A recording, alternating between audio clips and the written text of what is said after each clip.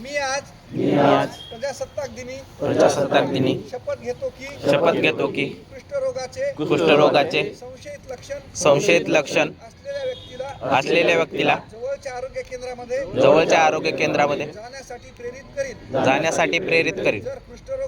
जर कुष्ठरोग असेल तर त्याला पूर्ण उपचार मिळावे यासाठी मदत करण्याची मी दक्षता घेईन.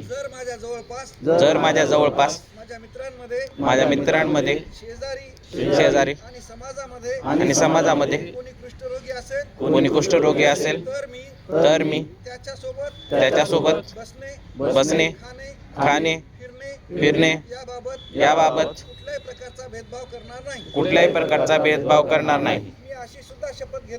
मी अशी सुद्धा शपथ घेतो की कुष्ठरोग पीडित व्यक्तीबरोबर सामाजिक भेदभाव होणार नाही यासाठी मी नेहमीच प्रयत्नशील राहील.